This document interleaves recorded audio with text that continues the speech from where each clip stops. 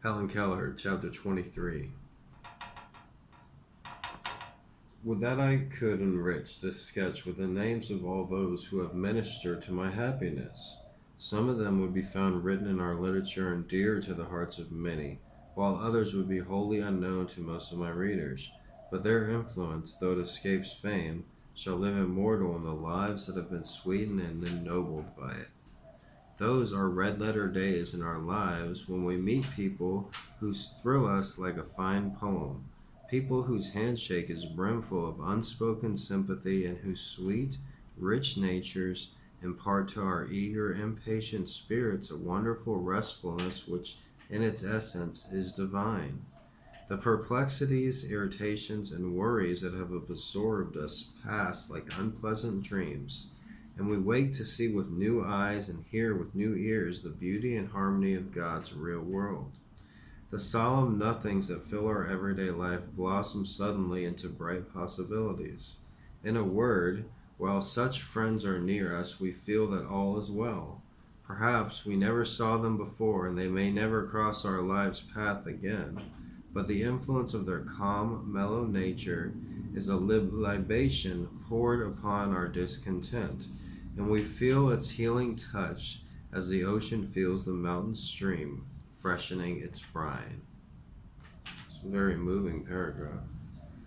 I have often been asked, do not people bore you? I do understand quite what that means. I suppose the call of the stupid and curious, especially if newspaper reporters, are always inopportune. I also dislike people who try to talk down to my understanding. They are like people whom, when walking with you, try to shorten their steps to suit yours. The hypocrisy in both cases is equally exasperating. The hands of those I meet are dumbly eloquent to me. The touch of some hands is an impertinence. I have met people so empty of joy that when I clasp their frosty fingertips, it seems as if I were shaking hands with a northeast storm. Others, there are holes whose hands have sunbeams in them, so that their grasp warms my heart. It may be only the clinging touch of a child's hand, but there is much potential sunshine in it for me as there is in a loving glance for others. A hearty handshake or a friendly letter gives me genuine pleasure. I have far-off friends whom I have never seen. Indeed, there are so many that I have often been unable to reply to in their letters, but I wish to say here that I am grateful for their kind words, however insufficiently I acknowledge them. I count it one of the sweetest privileges of my life to have known and conversed with many men of genius. Only those who knew Bishop Brooks can appreciate the joy his friendship was to those who possessed it. As a child, I loved to sit on his knee and clasp his great hand with one of mine, while Miss Sullivan spelled into the other this beautiful word about God and the spiritual world. I heard him with a child's wonder and delight. My spirit could not reach up to his, but he gave me a real sense of joy in life, and I never left him without carrying away a fine thought that grew in beauty and depth of meaning as I grew. Once, when I was puzzled to know why there were so many religions, he said, "There is one universal religion, Helen, the religion of love. Love your heavenly Father with your whole heart and soul. Love every child of God as much as you can, and remember that the possibilities of good are greater than the possibilities of evil, and you have the key to heaven." And his life was a happy illustration of this great truth. In his noble soul, love and widest knowledge were blended with faith that had become insight. He saw God in all that liberates and lifts, and all that humbles, sweetens, and consoles. Bishop Brooks taught me no special creed or dogma, but he impressed upon my mind two great ideas, the fatherhood of God and the brotherhood of men, and made me feel that these truths underline all creeds and forms of worship. God is love, God is our Father, we are his children. Therefore the darkest clouds will break, and though right be worsened, wrong shall not triumph. I am too happy in this world to think much about the future, except to remember that I have cherished friends awaiting me there in God's beautiful somewhere. In spite of the lapse of years, they seem so close to me that I should not think it strange in any moment that they should clasp my hand and speak words of endearment as they used to before they went away. Since Bishop Brooks died, I have read the Bible through. Also some philosophical works on religion, among them Swedenborg's Heaven and Hell and Drummond's Ascent of Man, and I have found no creed or system more soul-satisfying than Bishop Brooks' Creed of Love. I also knew Mr. Henry Drummond, and the memory of his strong, warm handscape is like a benediction. He was the most sympathetic of companions. He knew so much and was so gentile that it was impossible to feel dull in his presence. I remember well the first time I saw Dr. Oliver Wendell Holmes. He had invited Miss Sullivan and me to call on him one Sunday afternoon. It was early in the spring, just after I had learned to speak. We were shown at once to his library, where we found him seated in a big armchair by an open fire which glowed and crackled on the hearth, thinking, he said, of other days. And listening to the murmur of the River Charles, I suggested. Yes, he replied. The Charles has many dear associations for me. There was an odor of print and leather in the room which told me that it was full of books, and I stretched out my hand instinctively to find them. My fingers lightened upon a beautiful volume of Tennyson's poems, and when Miss Sullivan told me what it was, I began to recite. Break, break, break. Oh, like grey stones, oh sea. But I stopped suddenly. I felt tears on my hand. I had made my beloved poet weep, and I was greatly distressed. He made me sit in his armchair while he brought different interesting things for me to examine, and at his request I recited the Chambered Nautilus, which was then my favorite poem. After that I saw Dr. Holmes many times and learned to love the man as well as the poet. One beautiful summer day, not long after my meeting with Dr. Holmes, Miss Sullivan and I visited Whittier in his quiet home on the Merrimack. His gentle courtesy and quaint speech won my heart. He had a book of his poems in raised print from which I read in school days.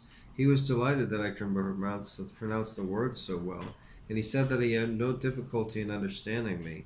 Then I asked many questions about the poem and read his answers by placing my finger on his lips. He said he was the little boy in the poem and that the girl's name was Sally, and more which I had forgotten. I also recited Los Dio, and as I spoke the concluding verses, he placed in my hands a statue of a slave from whose crouching figure the fetters were falling, even as they fell from Peter's limbs when an angel led him forth out of prison. Afterwards we went into his study, and he wrote his autograph for my teacher, and expressed his admiration of my work, saying to me, "She is thy spiritual liberator." Then he led me to the gate and kissed me tenderly on my forehead.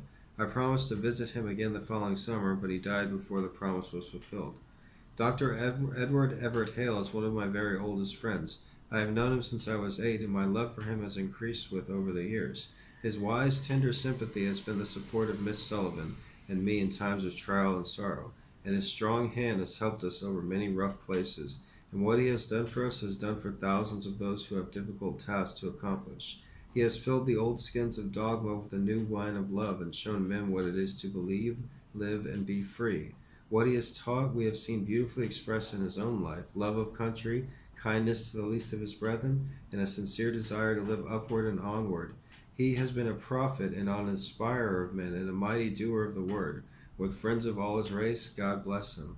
I have already written about my first meeting with Dr. Graham Bell. Since then I have spent many days with him at Washington in his beautiful home in the heart of Cape Breton Island, near Baddock, the village made famous by Charles Warner's book. Here in Dr. Bell's laboratory or in the fields of the shore of the great Bras d'Or, I have spent many delightful hours listening to what he had to tell me about his experiments and helping him fly kites by means of which he expects to discover the laws that shall govern the future of airship. Dr. Bell is proficient in many fields of science and has the art of making every subject he touches interesting, even the most abstruse theories. He makes you feel that if you only had a little more time, you, too, might be an inventor. He has a humorous and poetic side, too. His dominating passion is his love for children. He is never quite so happy as when he has a little deaf child in his arms. His labors in behalf of the deaf will live on and bless generations of children yet to come. And we love him alike for what he has achieved and what he has evoked from others. During the 2 years I spent in New York, I had many opportunities to talk with distinguished people whose name I had often heard, but whom I had never expected to meet.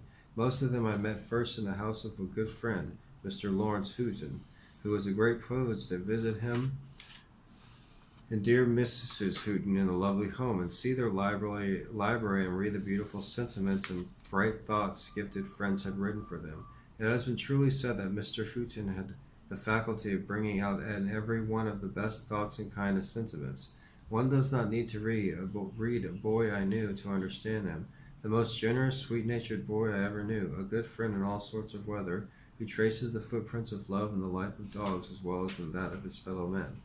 Mrs. Houghton is a true and tried friend. Much that I hold sweetest, much that I hold most precious, I owe to her. She has oftenest advised and helped me in progress through college.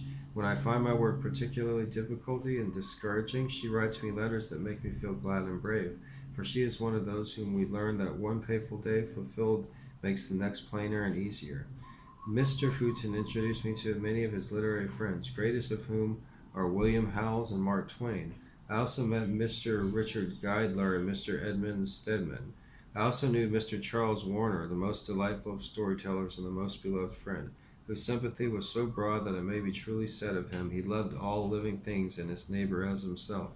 Once Mr. Warner brought to see me the dear poet of the woodlands, Mr. John Burroughs. They were all gentle and sympathetic, and I felt the charm of their manner as much as I had felt the brilliancy of their essays and poems.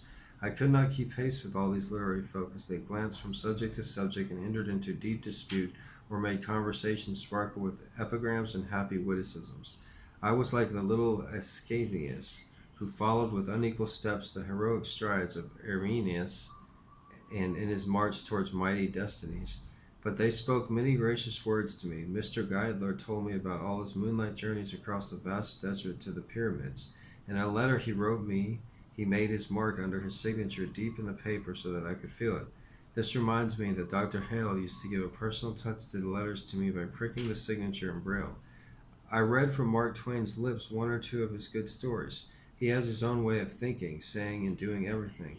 I feel the twinkle of his eye and his handshake. Even while he utters his cynical wisdom in an indescriptible droll voice, he makes you feel that his heart is tender. Iliad of human sympathy. There are a host of other interesting people I met in New York.